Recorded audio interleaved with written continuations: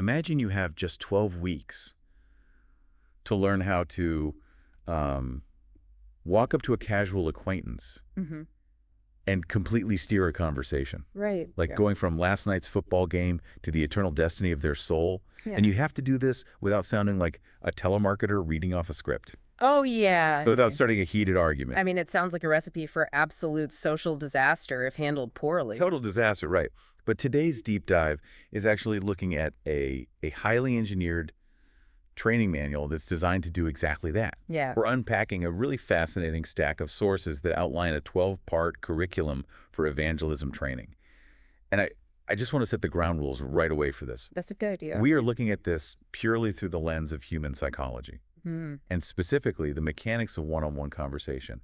We're looking at conversation where one person speaks with another person in a highly intentional way. Right. The goal here isn't to debate the theological message itself. No, not at all. We are really just dissecting how an organization trains ordinary people to take these deeply held, very heavy beliefs and communicate them, Yeah, clearly, gently, and effectively when speaking to a single listener. exactly. And that impartiality is it's crucial for what we're trying to unpack today, because whether a listener is part of a religious tradition or, maybe they work in corporate sales. Oh, sure. Or they just want to learn how to navigate delicate, profound conversations with their own family members. Right. The underlying architecture here of moving from small talk to existential truth, it's basically a masterclass in interpersonal dynamics. It requires a tremendous amount of structural empathy. Structural empathy. That's a great way to put it. Because one of the things that stood out to me right at the beginning of the source material in week 1 is how they established the motivation for doing this in the first place. Right, the why. Yeah, the why before the how. They anchor it in the idea that sharing this message is a fundamental calling. They reference the book of Matthew, chapter 28, verses 19 and 20. But they pair that with a really interesting sociological warning. Right. A warning about groups that only grow inwardly without reaching outward. It immediately reminded me of, like, a book club that stops inviting new members. Oh, that's a good analogy. Yeah, at a certain point, you just end up echoing the same opinions forever, and the group just stagnates in its own echo chamber. Yeah, and the curriculum treats that inward stagnation as a literal danger to the community's survival. Wow, literal danger. Yeah, if a group is entirely insulated, it loses its outward utility.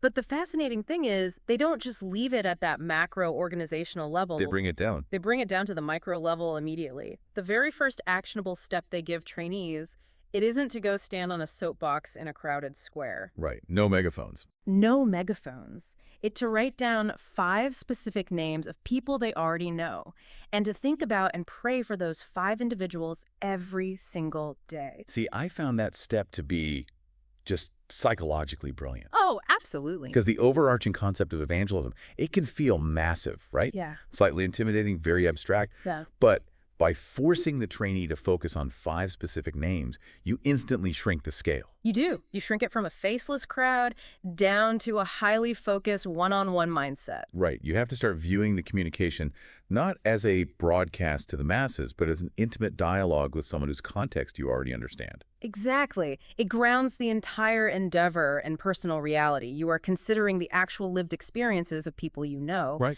which builds the empathy required for the next phase of the training, because eventually the curriculum lays out the core message they need to share in week 2. Yeah, that 5-point summary. Right, covering grace, sin, God, Christ, and faith. But having a message and actually delivering it Are 2 completely different universes of skill. Yes. Which brings us to week 3, the whole idea of breaking the ice. Because the transition from mundane reality to that core message, that is where things usually get painfully awkward. Oh, excruciatingly awkward. The friction of that pivot is so real. But the text talks about using what they call bridge questions to cross that gap. Right. And the mandate is to start in everyday life, use open-ended questions, and this is the part I highlighted heavily in my notes. Oh, what was it? Listen more than you speak. which is incredibly difficult when you feel an intense urgency about the information you hold. Oh, for sure. I mean, the natural human instinct when you have a critical message is to broadcast it as quickly and loudly as possible, but the curriculum actively trains participants to suppress that instinct. Yeah, they analyze a specific historical narrative for this, right? They do. They use Jesus speaking to the Samaritan woman at a well as their prime case study. Okay. They use it to illustrate how to seamlessly bridge from an ordinary, mundane necessity. Like drawing water. Exactly, drawing water. Bridging from that to a deeply spiritual conversation simply by asking questions and listening to the responses. And the modern equivalents they provide for these bridge questions are fascinating. They're very carefully crafted. Yeah. Yeah. They suggest asking things like, what has been on your mind lately? Or what do you think gives life its deepest meaning? Right. But I do have to push back a little on how easy this looks on paper versus reality. Fair enough. It's like trying to merge onto a busy highway, you know? Oh, definitely. The other person is in a specific lane. Maybe they're venting about their boss or talking about their kids. They're moving at a certain speed. Yeah. If you just suddenly drop, hey, what gives life its deepest meaning? Right into the middle of a rant about office politics, you're going to cause a conversational pileup. You really are. And let's actually think about how that failure plays out psychologically. Okay. If your friend is complaining about a stress-inducing spreadsheet and you abruptly pivot to existential meaning, You're going to feel so ignored. they feel completely unheard. They feel like you were just waiting for a pause in their speaking to insert your own agenda. Right. Just waiting for your turn to talk. Exactly. And the source material seems acutely aware of this jarring effect, which is why it mandates extensive role-playing. Oh, right. The practice sessions. Yeah. The trainees are required to spend time in class running through 3 to 5 minute scenarios, just practicing that specific shift, just going from casual to spiritual. Because it addresses the messy reality of conversation. Yeah. You have to build the muscle memory to match their speed. Yes. Like validate their complaint about the spreadsheet and then gently find a thematic link. Right. Maybe the overwhelming stress of the job. Exactly. Use that stress to steer them into the bigger question. That takes genuine agility, not just memorizing a script. It does. And once you navigate that merge, you enter a new phase of the dialogue. This is week 4. The ice is broken, the bridge is crossed, but the speaker still can't just launch into a monologue. Because they still don't know where the listener is starting from. Right. They don't know the listener's internal starting line. And I was genuinely shocked by the diagnostic tools they use for this assessment phase. They are very direct. They don't beat around the bush at all. The trainee is instructed to ask, have you come to the place in your spiritual life where you know for certain that if you were to die today, you would go to heaven? Yeah. That feels incredibly risky in a casual setting. It is a profound escalation in the stakes of the dialogue. Yeah, no kidding. And the follow-up question they pair with it is equally weighty. What's the second one? It's, if God were to ask you, why should I let you into my heaven, what would you say?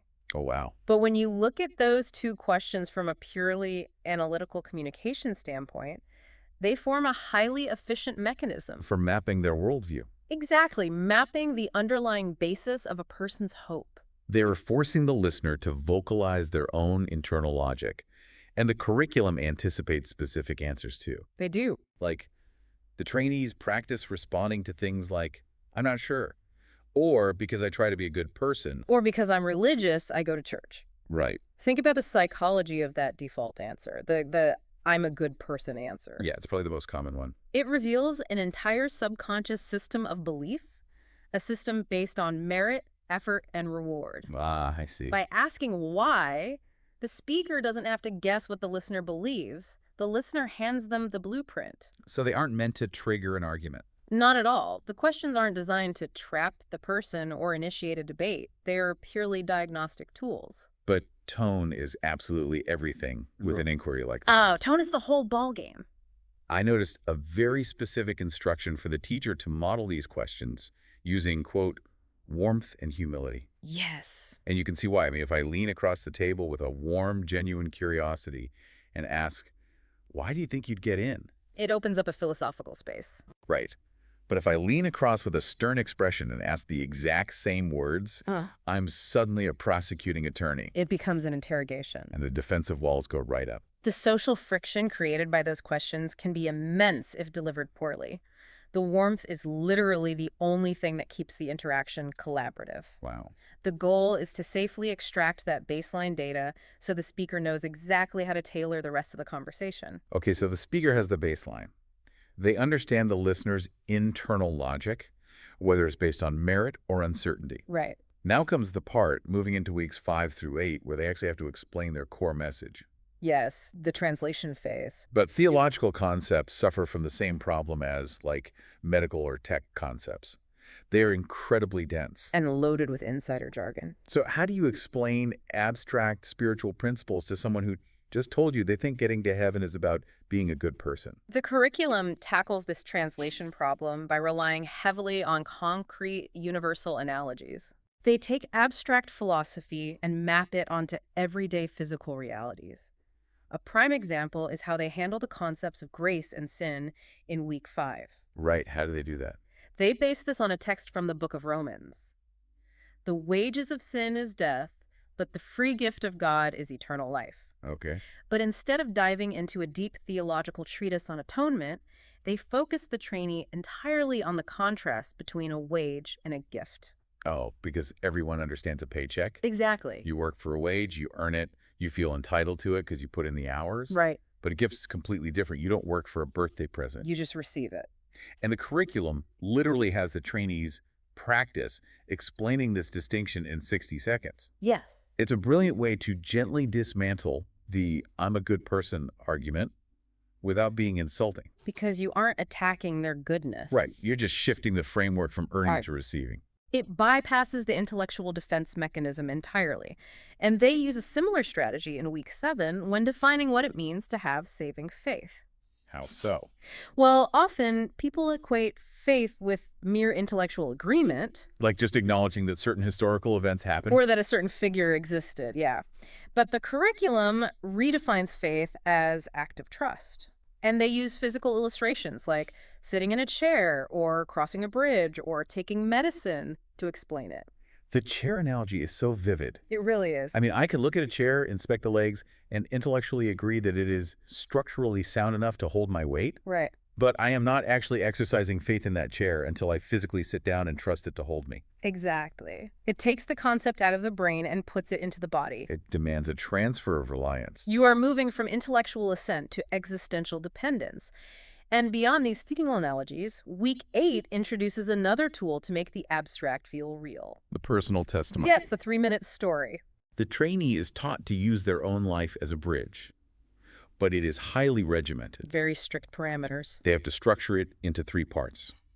What their life was like before this belief, how they came to understand it, and what has changed since. And all in under 3 minutes. Which I have to say, knowing how much human beings love to ramble about their own experiences, Oh, we love it. keeping your life story to 3 minutes requires a staggering amount of discipline.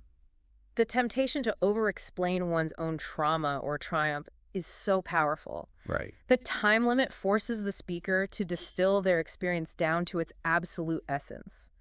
But there is a vital boundary rule attached to this exercise that is deeply insightful. About conversational dynamics, yeah. The curriculum explicitly warns that the personal testimony must never replace the core message itself. Yeah, that stood out to me. I view that like a movie trailer. Oh, how do you mean? Well, your personal 3-minute story of transformation is the trailer. Yeah. It proves to the person sitting across from you that there is something compelling going on. Right. And it gets them into the theater.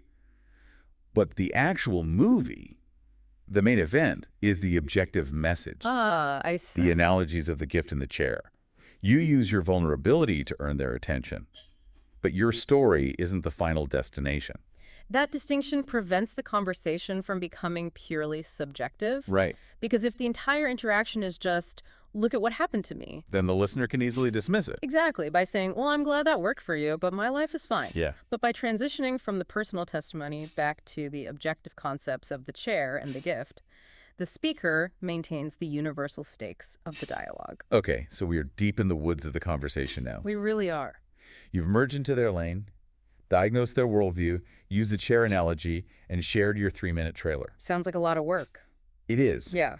But a real one-on-one interaction with another human being is not a one-way street. Never. If you are discussing something this weighty, the listener's going to push back. Oh, absolutely. They are going to raise objections. And this is exactly where conversations usually devolve into arguments. And that brings us to weeks 9 and 10.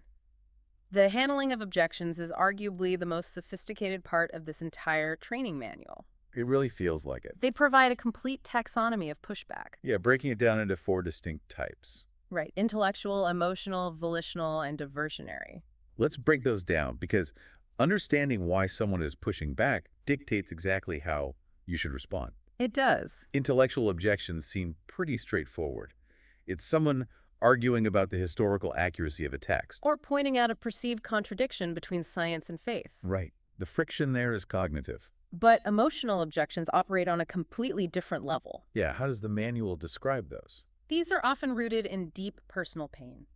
Perhaps a past trauma, or a betrayal by a religious institution, Oh, sure. or even the loss of a loved one that makes the concept of a loving deity feel just impossible to them. And you can't just throw a logic puzzle at an emotional wound. Precisely the opposite. A logical response to an emotional objection feels incredibly dismissive and cold. Right. Then you have the volitional objections, which are issues of the will. Okay, so what does that look like in practice? The curriculum gives the example of someone who understands the message perfectly, but simply says, "I'm not ready." They recognize that adopting this belief would require a fundamental change in their lifestyle. Or their habits or relationships. Right. And they are actively choosing not to make that change. Okay, and finally, the diversionary objection. Yes. This is my favorite because it's such a common human defense mechanism. It really is. You're having this deep conversation about morality and mortality, and suddenly the person throws out, well, what about aliens? Right. Or they bring up some obscure, highly charged political controversy. Yeah. It's pure deflection because the actual topic is getting too hot. It's just a subconscious attempt to relieve the psychological pressure of the conversation. By moving it to safe theoretical ground. Exactly. But the brilliance of this curriculum is that it doesn't just categorize these defenses. It gives you a tool to handle them. It provides a very specific 5-step conversational loop to neutralize the tension. Without ever raising a voice. Right. Listen, affirm, clarify, answer briefly, and return to the core message. I want to spend a minute on that affirm step, because it is essentially a magic trick in conversation. It really disarms people. When someone throws a heated objection at you, their nervous system is anticipating a fight. Yeah. But if you pause and say, that is a really valid question, and I can see why you'd ask it. You immediately de-escalate their fight or flight response. Exactly. You are validating their right to ask the question without necessarily agreeing with their premise. It completely removes the adversarial dynamic. It really has. But the clarify step that follows is equally critical, especially for those diversionary tactics you mentioned. To alien question. Right. If someone brings up a completely unrelated controversial topic, asking them to clarify, like saying, can you help me understand how that connects to what we were just discussing about the gift versus the wage? Oh, that's good. It forces them to either connect it logically or realize they are deflecting. It gently holds them accountable to the flow of the conversation. Rather than letting them hijack it. And if it is a genuine intellectual question, there's a standout detail in the text that I found incredibly refreshing. Oh, about admitting when you don't know. Yes.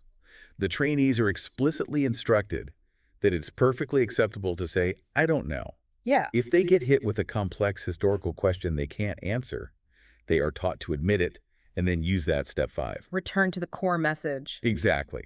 Return to the core message. You know, in our current cultural climate, which is just heavily indexed on debate Oh, totally. and destroying your opponent with facts and logic, admitting ignorance feels like a defeat. It feels like losing points on a scoreboard. Yeah. But in the context of a one-on-one relational dialogue, looking someone in the eye and saying, I honestly don't know the answer to that, but I can tell you what I do know about this core idea. It builds immense credibility. It really does. It proves you aren't an arrogant know-it-all trying to win a debate. Right. You are a fellow human being navigating the mystery alongside them. It maintains the collaborative posture of the entire interaction. Yeah. You are sitting on the same side of the table looking at the problem together rather than sitting across from each other trying to score hits. And that collaborative posture is so vital for the final stage of this process. Right. Week 9, landing the plane. Because you've handled the objections, but you still have to land the plane. You have to ask for a decision. The text calls this inviting a response. And they suggest asking questions like, does this make sense to you? Or, would you like to trust Christ today? It is just as a genuine invitation, devoid of pressure or manipulation. Checking for understanding by asking, does this make sense?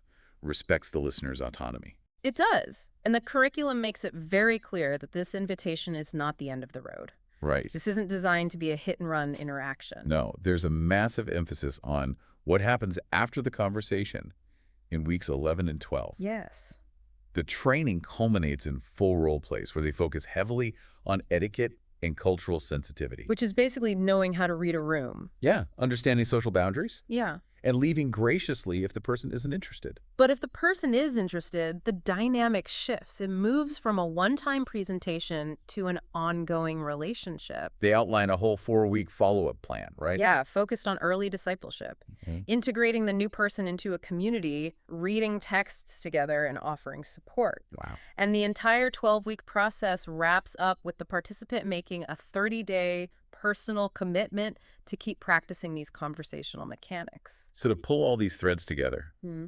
we are looking at a highly engineered journey. Very highly engineered. It starts internally, generating empathy for 5 specific people. Then it moves into the granular mechanics, finding the right open-ended question to merge into their lane, Diagnosing their worldview with direct but warm questions. translating dense ideas into physical realities like a chair, Using your own story as the movie trailer. diffusing their defense mechanisms by affirming them rather than fighting them. And finally, committing to a long-term relationship. It is an exhausting amount of intentionality for a single conversation. It demands a level of active listening and emotional regulation that most of us, honestly, rarely exercise in our day-to-day lives. That's very true. Which brings up a final provocative consideration. Oh, let's hear it. When an individual spends 3 months rigorously training to suppress their own ego, to listen deeply to objections, to empathize with different worldviews, and to articulate their beliefs with warmth rather than aggression, Yeah. does the act of carefully, empathetically engaging with another human being ultimately reshape the speaker's own character just as profoundly as they hope to reshape the listener's life? Oh, wow. That is the perfect question to end on. Right. Because you enter the process thinking you have this neat, closed system of information to deliver. But the messy reality of human connection means you can't walk away unchanged yourself. A true conversation alters both sides of the table. It really does. Something for all of us to think about next time we try to change someone's mind. Until next time. Thanks for diving deep with us.